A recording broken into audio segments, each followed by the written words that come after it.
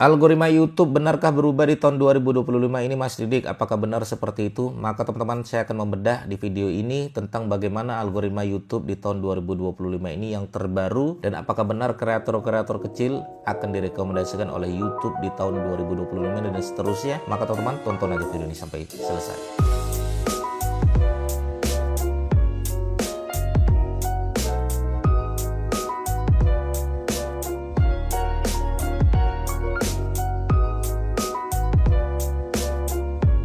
Oke teman-teman sekalian ya, algoritma YouTube di tahun 2025 ini apakah dimasuk di bulan September ini, kita akan melihat banyak sekali kreator-kreator kecil yang tadinya tidak muncul di beranda kita, tiba-tiba muncul di beranda kita gitu kan. Ada beberapa kreator-kreator yang baru saja muncul ya dengan subscriber yang kecil tapi like-nya banyak, komennya banyak, dan itu betul-betul diberikan rekomendasi oleh YouTube. Oke teman-teman sekalian, saya akan berbedah seperti apa sih sebenarnya algoritma YouTube ya untuk saat ini. Ini juga untuk peluang teman-teman yang merasa, Mas Didik, kami ini masih pemula, masih baru, apakah masih bisa bermain YouTube? Apakah masih cocok? Nah, ini mungkin akan menjadi cocok sekali untuk teman-teman yang baru saja memulai. Saya juga banyak membuat channel-channel baru untuk melihat pola kerja ya algoritma YouTube itu apakah benar memberikan peluang yang besar kepada kreator-kreator kecil ya, apalagi yang subscribernya masih 0 atau masih 100 atau 200. Tenang saja teman-teman sekalian, sebenarnya YouTube saat ini sedang memberikan rekomendasi besar pada channel-channel YouTube yang baru tapi komitmen konsisten, niche-nya bagus dan lain sebagainya. Oke, kita bedah ya teman-teman sekalian ya. Algoritma YouTube yang pertama adalah dia akan memberikan rekomendasi yang besar kepada kreator kecil. Ini dulu teman-teman pahami. Ya, makanya ya saat ini kita lihat kreator-kreator besar yang melempem, yang tidak rutin bikin konten ya akan turun gitu kan. Yang kita lihat di sini teman-teman sekalian bukan lagi subscriber, tapi yang kita lihat adalah seberapa banyak direkomendasikan oleh YouTube. Seberapa banyak dia memberikan ya engagement yang baik terhadap konten yang dia bangun. Jadi nggak usah khawatir teman-teman sekalian. Banyak sekali saya lihat tuh ada YouTuber yang cuman 150 subscriber tapi betul-betul muncul terus tuh di channel YouTube saya gitu, di beranda saya lihat ini orang kok muncul terus. Akhirnya beberapa bulan sekarang udah 2000 subscriber dia kan. Nah, artinya emang YouTube saat ini memberikan ya rekomendasi yang baik kepada kreator-kreator yang kecil. Tapi ya, ini tapinya ini teman-teman harus pahami ya. Tapi yang pertama adalah kreator kecil itu mau berproses. Ya mau memberikan konten-konten yang baik, ya mau memberikan komitmen konsisten. Dia membuktikan bahwasanya kreator kecil juga bisa komitmen konsisten. Kreator kecil juga bisa originalitasnya kuat. Kreator kecil juga bisa memberikan kualitas konten yang tidak kalah menarik dibandingkan dengan kreator-kreator besar. Ya, saya lihat itu kreator-kreator kecil cuma nyalakan kamera, ya pakai HP-HP biasa, tapi dia memberikan edukasi-edukasi yang baik tentang YouTube, tentang jualan dia, tentang informasi-informasi dia. Bahkan yang lagi di jalan, yang lagi ya nanam-nanam tanaman di belakang rumahnya, dia jadikan konten dan itu ramai sekali teman-teman sekalian.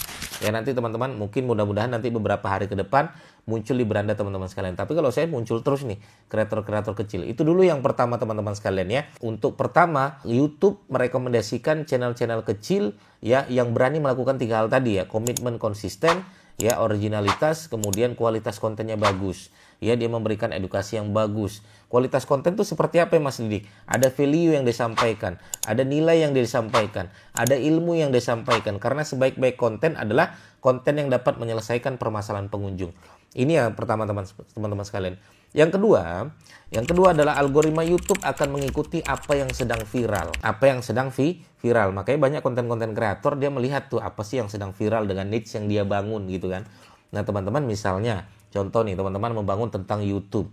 Teman-teman cari aja di Google Trend apa sih yang sedang viral ya tentang pembahasan YouTube. Misalnya oh ternyata penghasilan YouTube kecil atau penghasilan YouTube bisa besar. Atau misalnya monetisasi YouTube berubah dan lain sebagainya. Misalnya itu yang sedang viral, teman-teman ikutan bahas.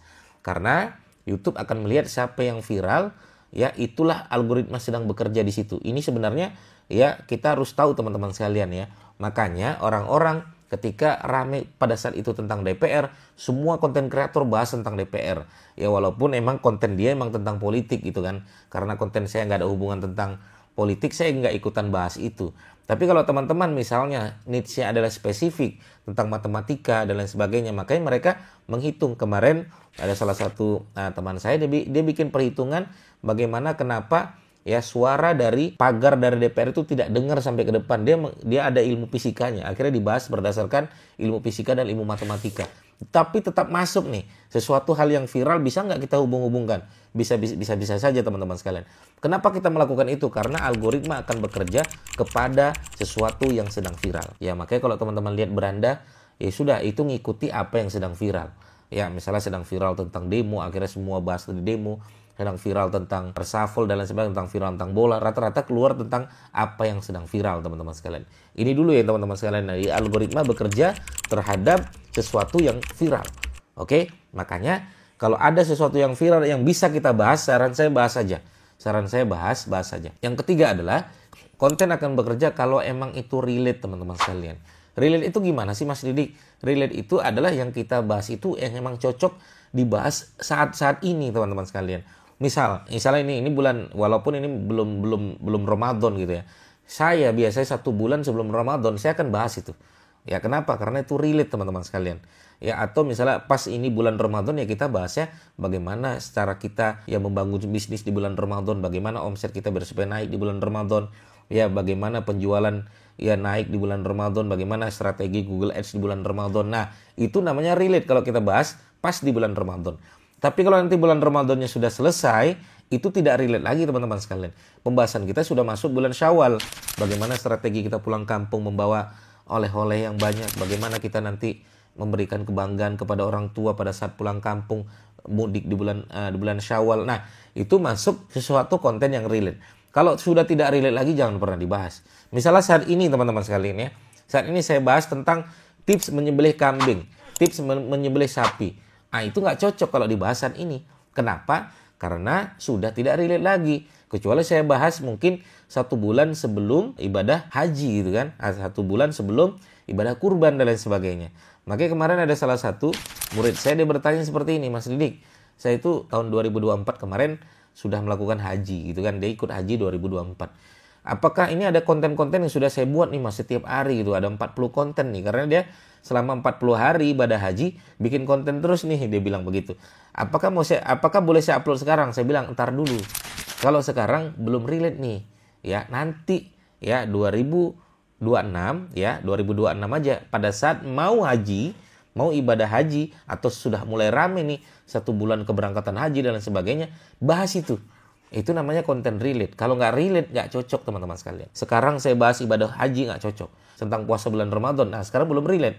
Nanti 1 bulan sebelum Ramadan baru saya bahas, itu baru masuk relate. Oke ya, itu relate teman-teman sekalian. Yang keempat adalah konten evergreen teman-teman sekalian. Konten evergreen itu adalah konten yang cocok dibahas kapanpun dan dimanapun. Nah ini cocok teman-teman. Contoh misalnya pembahasan tentang kesehatan. Itu kapanpun dan dimanapun silakan teman-teman bahas. Tapi gabungkan itu. Kalau dia masuk di konten viral, konten relate, konten evergreen, itu keren sekali teman-teman sekalian. Ya bagaimana cara kita bisa sehat, bagaimana cara kita bisa biar supaya sehat, cara menurunkan kadar kolesterol, cara menurunkan kadar gula dan lain sebagainya, itu cocok dibahas kapanpun dan dimanapun. Tapi kalau digabungkan dengan viral dan relate, itu lebih keren lagi teman-teman sekalian.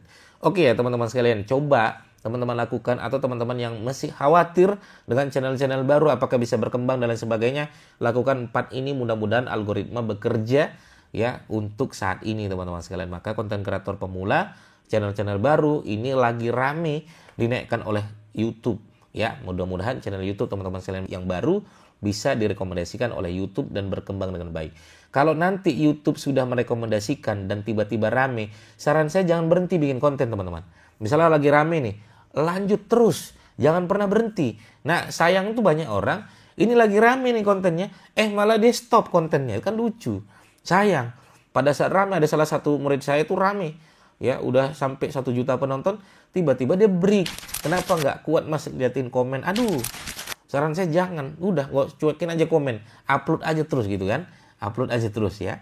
Mudah-mudahan nanti jangan-jangan teman-teman nanti dapat penghasilan banyak dari YouTube. Mudah-mudahan jangan-jangan nanti teman-teman sekalian sukses dari channel YouTube-nya, jualannya, produk digitalnya, produk jasanya, ya, produk affiliate-nya. Teman-teman bisa ngupload dari YouTube dan bisa sukses dari YouTube. Begitu ya teman-teman sekalian, semoga bermanfaat. Bagi teman-teman yang bertanya, silakan langsung aja bertanya di kolom komentar kami. Sampai ketemu lagi. Assalamualaikum warahmatullahi wabarakatuh. Bye-bye.